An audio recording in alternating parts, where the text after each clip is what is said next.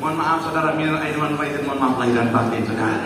Saya udah kecapeannya minta ampun saudara. Saya udah standby di depan sebenarnya saudara, tapi saya nggak kuat saudara, daripada nggak maksimal saudara. Jadi itu teman saya yang gantikan saya saudara. Dia sampai bilang begini katanya, yang mungkin saudara kaget yang dijadwal pendeta Mansal yang tahu Habib Jafar katanya saudara. Tapi saya percaya siapapun yang Tuhan percayakan ada di mimbar ini sanggup Tuhan pakai jadi berkat bagi jemaat Tuhan. Sekarang kita tepuk tangan dulu ya, paling meriah buat Tuhan. Haleluya. Sekarang sama-sama bilang sama saya, aku pasti diberkati Tuhan. Anak cucuku pasti diberkati Tuhan. Bilang kanan kirimu, kamu juga pasti diberkati Tuhan. Bilang sama yang ngomong Happy Good Friday.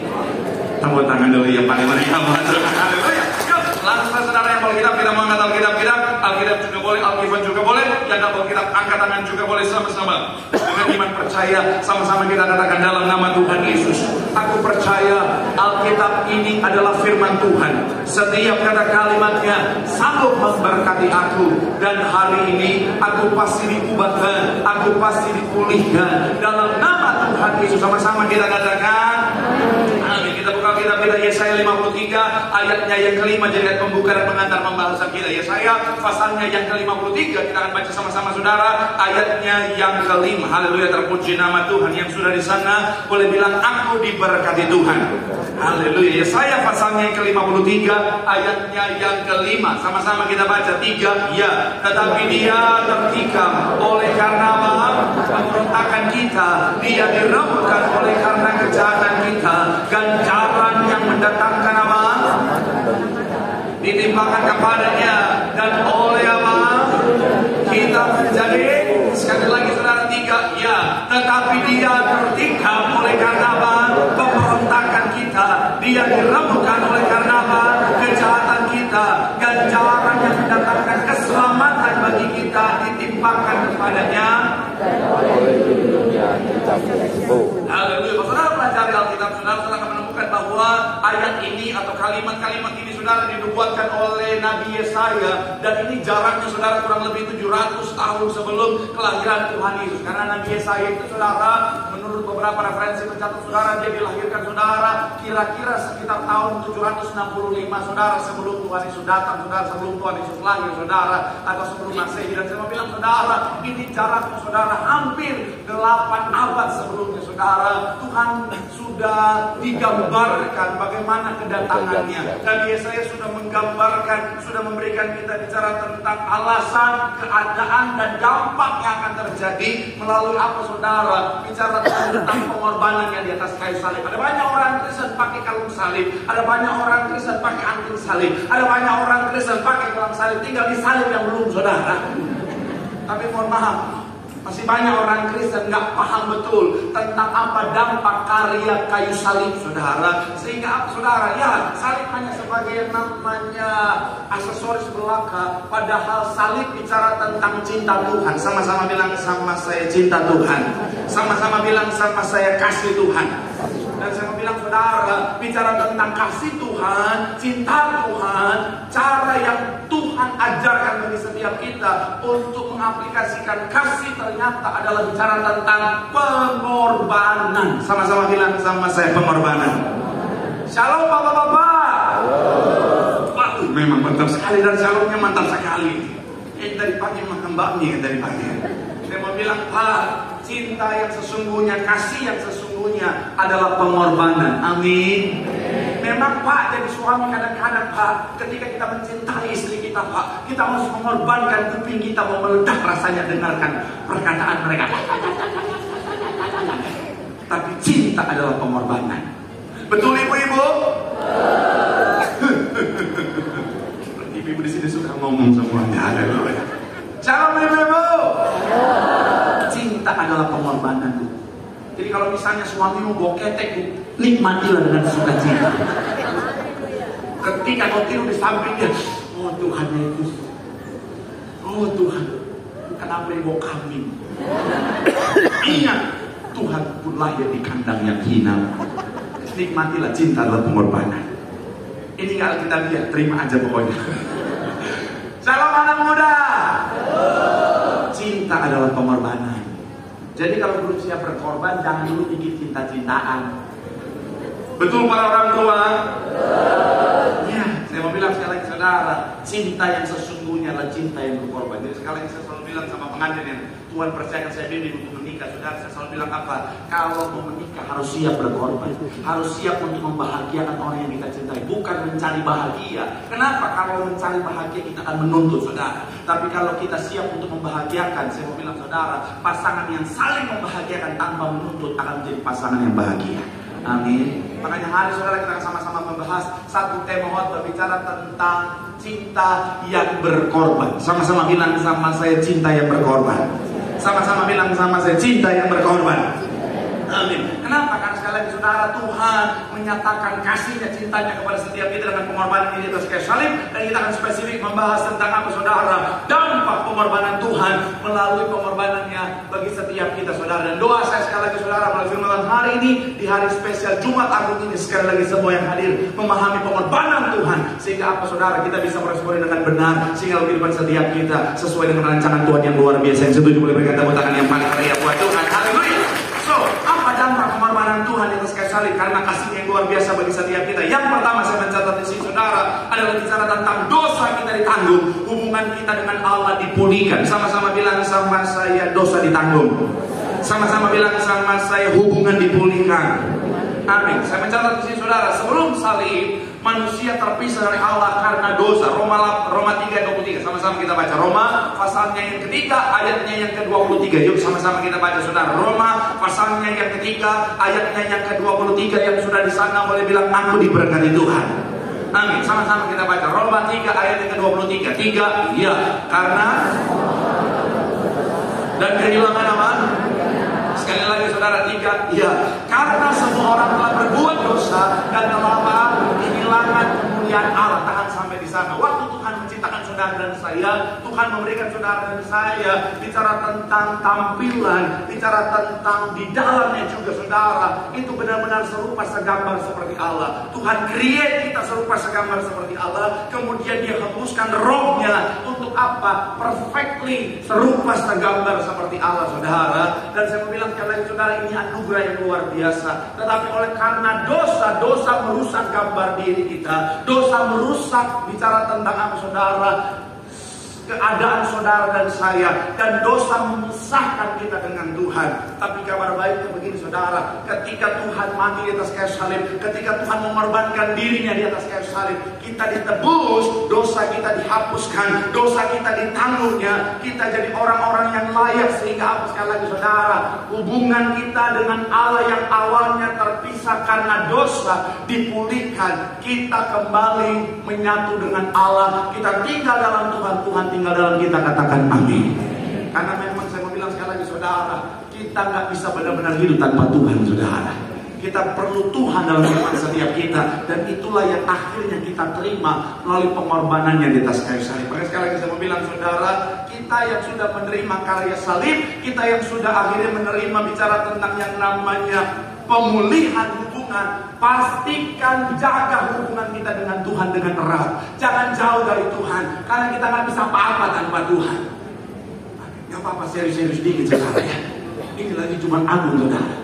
Nanti hari Minggu kita kacau-kacau lagi guys. Saya mau bilang sekali lagi saudara, saya akan sederhanakan saudara tanpa mengurangi kedalaman teologisnya saudara. Hubungan yang sudah dipulihkan Tuhan itu mahal harganya saudara. Sebelum karya salib, orang mau ketemu Tuhan nggak bisa. Hanya imam besar yang boleh masuk ke ruang Maha Kudus. Itu pun kalau imam besarnya nggak hidup kudus, imam besarnya nggak hidup benar. Saya mau bilang sekali lagi saudara, ketika imam besar itu masuk ke dalam saudara, dia nggak akan tahan dengan kemuliaan Tuhan. Kemungkinan besar dia akan langsung selesai di sana. Makanya biasa imam besar pada masuk waktu itu saudara akan masuk, kakinya akan diikat saudara, supaya kalau nanti dia mohon maaf selesai di sana saudara, dia akan ditarik saudara. Makanya anugerah Tuhan melalui karya salib memberikan kita akses untuk dekat dengan Tuhan. Makanya saya suka satu lagu bilang begini, Dia hanya sejauh doa. Ada banyak orang pada masa itu saudara ingin berjumpa dengan Tuhan, gak bisa. Sekarang oleh kata karya salib begitu mudahnya. Tapi sayangnya ada banyak orang karena begitu mudah jadi nganggap remeh. malas berdoa, nggak pernah punya waktu doa, nggak pernah punya saat teduh lagi. Pak, saya udah capek, Pak, saya sibuk, Pak, saya ini, Pak, saya itu, Pak. Iya, tapi main HP punya waktu. Shalom. Ada bapak-bapak bilang saya nggak punya waktu, Pak, tapi nongkrong di teras sambil main handphone, minum kopi. Punya waktu, Pak. Ada banyak ibu bilang, Pak, saya nggak punya waktu berbincang-bincang dengan Tuhan, tapi gosip sama tetangga punya waktu. Jangan ketawa, bertobat. Ada banyak anak muda bilang, Pak, saya nggak punya waktu. Iya, tapi ngobrol sama pacar selalu punya waktu. Bahkan pacar udah suruh tutup aja, kamu aja dulu, kamu aja. Saya mau bilang, saudara, kita nggak bisa jauh dari Tuhan. Oleh karena Tuhan sudah kasih kebaikannya melalui karya salibnya, kita punya akses dengan Tuhan. Saya mau bilang, saudara, selalu melekat sama Tuhan. Ketika kita melekat sama Tuhan, ada kekuatan, ada pemulihan, ada mujizat. Tepuk tangan yang paling meriah buat Tuhan. Bilang sama kanan kirimu, kita dipulihkan, dosa kita ditanggungnya. Tepuk tangan yang paling meriah buat Tuhan. Haleluya. Yang kedua, apa dampak karya kayu salib kasih Tuhan di atas kayu salib? Yang kedua adalah kemenangan atas kuasa iblis dan maut. Salib bukanlah kekalahan, tetapi kemenangan. Sama-sama bilang sama saya, kemenangan. Sama-sama bilang sama saya, kemenangan. Amin. Yesus mengalahkan kuasa dosa dan kuasa maut. Kita buka 1 Korintus pasal yang ke-15 ayat 55 sampai 57. 1 Korintus pasal yang ke-15 kita akan baca sama-sama, saudara, ayat 55 sampai ayatnya yang ke-57. Yang sudah di sana 1 Korintus 15 ayat 55 sampai 57 boleh bilang aku diberkati Tuhan. Sama-sama kita baca. 3. Iya. Hai maut, di manakah apa? Hai maut, di manakah? Sangat maut ialah dosa dan ialah hukum Taurat, tetapi syukur kepada Allah yang telah memberikan kepada kita apa? Sama-sama bilang sama saya, kemenangan oleh Yesus Kristus Tuhan kita. Saya mau bilang sekali lagi, saudara, dosa tidak berkuasa lagi atas saudara dan saya, maut tidak berkuasa lagi atas saudara dan saya. Katakan amin. Jadi sekarang kita mau bilang, saudara, jangan lagi tertipu dengan kebohongan ini. Saya bilang apa? Ya Pak Pendeta, kita kan masih manusia, Pak Pendeta, mana bisa kita lepas dari dosa, Pak Pendeta? Saya mau bilang, saudara, dosa tidak berkuasa atas kita. Amin. Jangan bilang sama saya, Pak Pendeta, bagaimana Pak Pendeta? Namanya manusia, Pak Pendeta, kalau lepas dari salah dan dosa, ya gimana Pak Pendeta? Ya, saya mau hidup kudus, Pak Pendeta. Ya, tapi namanya juga masih manusia, Pak Pendeta. Ketika ada kuntilanak di depan, cantik lagi, Pak Pendeta. Ya, whatever will be lah, Pak Pendeta. Apa yang terjadilah. Shalom. Saya mau bilang, saudara, bukan dosa berkuasa atas kita, tetapi kita yang berkuasa atas dosa karena Tuhan sudah menang bagi setiap kita. Amin. Jadi ibu-ibu, shalom ibu-ibu. Kita yang berkuasa atas dosa. Amin. Pak Pendeta, saya nggak mau gosip, Pak Pendeta. Tapi gimana juga wanita, Pak Pendeta? Pak Pendeta tahu kan wanita kan punya kalau berkata-kata, Pak Pendeta. Kemudian namanya Pak Pendeta, terus ngomong Pak Pendeta gimana, Pak Pendeta? Kalau nggak ngomongin orang, Pak Pendeta kayaknya ada yang kurang gitu, Pak Pendeta. Saya berusaha untuk ngomongin orang, Pak Pendeta. Ini tinggi saya, Pak Pendeta. Ini bisa sama Pak Pendeta, panas dalam kayaknya. Saya itu sampai. Saya mau bilang sekali lagi, saudara, kita yang berkuasa. Amin. Sang selanjutnya, saudara, masih dalam poin yang kedua, berkuasa atas dosa. Kemudian apa? Iblis sudah dikalahkan. Kolose 2 ayat 15. Kolose 2 ayatnya yang ke-15. Kolose 2 ayatnya yang ke-15. Sama-sama bilang sama saya sudah menang. Sama-sama bilang sama saya, iblis sudah dikalahkan. Amin. Kolose 2 ayat 15 sama-sama. 3. Ya, ia telah dan menjadikan mereka apa? Kekuatan Allah dalam kemenangannya atas mereka. Sama-sama bilang sama saya, kemenangan Tuhan di atas kayu salib. Amin. Saya mau bilang sekali lagi, saudara, iblis nggak berkuasa atas saudara dan saya melalui karya kayu salib Tuhan bagi setiap kita. Katakan amin. Jadi kalau saudara sudah orang Kristen, apalagi kalau pakai kalung salib kemana-mana, jangan lagi takut setan. Anak Tuhan takut setan, malu-malui. Anak Tuhan salib sana sini, muka sangar udah kayak Petrus. Jalan tempat gelap, permisi nama babi mulia. Yesus, darah Yesus. Saya mau bilang mohon maaf ya, anak Tuhan terus masih takut setan, malu-malui. Apalagi mohon maaf, kau orang Ambon, Batak, Manado, Papua, terus jalan tempat gelap, merinding. Harusnya setan yang merinding lihat kita. Kenapa? Kita orang Ambon, Batak, Manado, Papua makan babi, makan ular, Setan lihat kita harusnya dia takut nih. Leluhur kita jadi makan apalagi kita. Pocong muncul. Lemper nih. Saya sampai emosi, saudara. Saya mau bilang sekali lagi, saudara, Tuhan sudah menang bagi setiap kita. Termasuk bicara tentang kutuk, sama-sama bilang sama saya termasuk kutuk. Sama-sama bilang sama saya termasuk kutuk. Amin. Kenapa? Karena sekali lagi saya mau bilang, saudara, kayu salib adalah gambaran tentang kutuk, saudara, di mana orang yang ditaruh di sana adalah orang-orang yang dianggap terkutuk pada saat itu. Dan Tuhan memilih untuk mati dengan cara seperti itu, untuk menyatakan, saudara, saya sudah bebas atau kutuk. Yang setuju boleh berikan tepuk tangan dulu yang paling meriah. Kita nggak bisa pilih kita dilahirkan dari keluarga yang seperti apa. Mungkin kita punya karena orang tua kita punya yang namanya kutuk keturunan. Mungkin karena orang tua kita punya yang namanya kutuk kuasa-kuasa kegelapan. Tapi saya mau bilang, saudara, kabar baik, di dalam Tuhan ada kemenangan atas kutuk. Katakan amin. Boleh berikan tepuk tangan sekali lagi yang paling meriah. Ketika kita mau datang sama Tuhan, Tuhan mematahkan segala kutuk atas kita. Amin.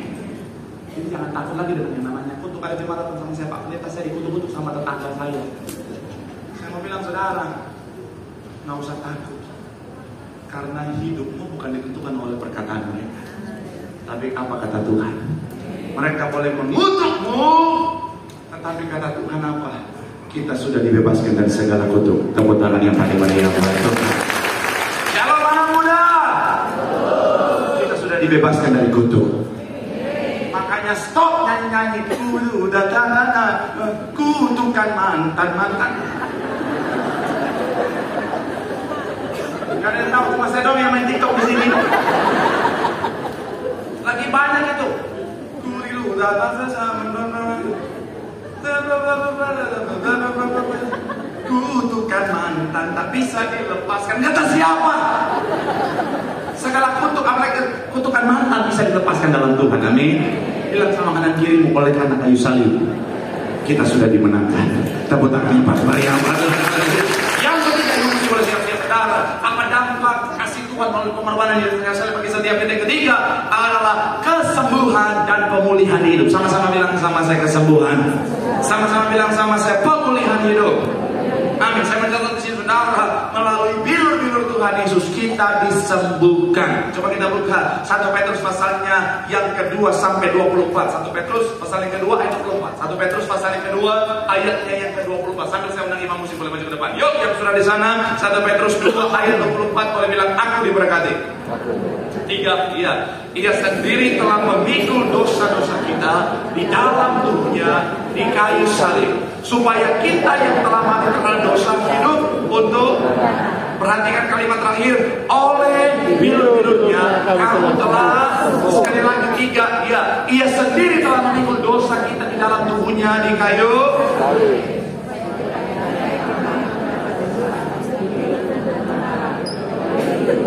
Kamu telah, apa tuh bilur-bilur, saudara? Ketika saya pelajari, saudara, kata bilur-bilur ini, saudara, bicara tentang apa? Kalau saudara ingat ketika Tuhan Yesus itu dicabut, saudara, pada saat di tempat di mana dia dihadiri pertama kali, saudara, tempat Pontius Pilatus, saudara, itu cambukannya, saudara, bukan cambukan yang biasa, yang hanya ujungnya bulu dan lain sebagainya, tapi cambuk yang digunakan, saudara, adalah cambuk yang dari ujung dia ada pegangan yang besar, dia akan keluar terpecah jadi banyak, saudara. Kemudian dari banyak itu akan terpecah lagi jadi banyak, saudara. Kemudian di setiap ujung cambukan itu, saudara, ada seperti kayu pancing, saudara, yang terbuat dari besi yang tajam, dan itu bentuknya sekarang seperti kayu. Saudara bisa bayangkan kalau itu dihantamkan ke tubuh kita, itu bukan hanya menghantam saja, tapi dia akan menusuk ke dalam kulit dan daging kita. Kemudian ketika penjaga itu menarik cambuk itu, maka si tubuh yang campur darah tadi, saudara, akan ikut ketarik. Dan itulah yang disebut dengan apa? Bilur-bilur Tuhan Yesus. Tubuh yang bercampur dengan darah. Dan semua itu membawa kemuliaan. Makanya di gereja ini, saudara, Tuhan perintahkan kembalikan apa? Kuasa di balik darah Yesus. Kita nggak bilang ini lambang, kita nggak bilang ini simbol, tetapi benar-benar tubuh dan darah. Karena hanya dalam tubuh dan darah, ketika kita mengakui iman ini benar-benar tubuh dan darah, di situ ada kuasa. Dan saya mau bilang sekali lagi saudara, makanya oleh pilu-pilu yang kita disembuhkan, melalui kuasa perjamuan khususnya urapan, ada banyak orang disembuhkan Tuhan. Jadi kita harus ingat baik, ingat salib, ingat pengorbanan Tuhan, kita ingat ada pemulihan yang Tuhan sediakan bagi setiap kita. Saya mau bilang saudara, suka nggak suka, sadar nggak sadar, kita tetaplah manusia yang terbatas. Dan manusia yang terbatas hidup di dunia makin hari makin jahat ini saudara. Ada saat kita nggak mampu, ada saat kita lelah dengan keadaan, ada saat dimana kita bilang Tuhan, ini berat buatku. Ada saat dimana akhirnya saudara kita udah berusaha jaga kesehatan, tapi tiba-tiba dokter vonis penyakit yang parah saudara. Tapi sekali lagi saya mau bilang saudara, kabar baiknya, ingat karya salib, ingat biru-biru Tuhan Yesus, kita ingat ada kesembuhan, ada pemulihan yang Tuhan sediakan. Tapi kuncinya jangan cuma sampai tahu bahwa di situ ada pemulihan. Ada banyak orang yang bisa tahu di situ ada pemulihan, tapi dia nggak mau datang sama Tuhan. Dia tahu dalam salib, dalam Tuhan ada mujizat, ada kesembuhan, tapi dia memilih cari yang lain di luar Tuhan yang ujung-ujungnya membawa kebinasaan. Dia cari yang lain, yang ujung-ujungnya membawa kejahatan dalam kehidupannya, kehancuran dalam kehidupannya. Saya bilang sekali lagi saudara, jangan cari yang lain, cari Tuhan. Hanya Yesus jawaban bagi setiap kita. Amin. Saya nggak tahu bagian apa yang saudara butuhkan, tapi firman Tuhan ingatkan setiap kita, dalam Tuhan ada pemulihan. Bilang sama kanan kirimu, dalam Tuhan ada pemulihan. Karya salib membawa pemulihan.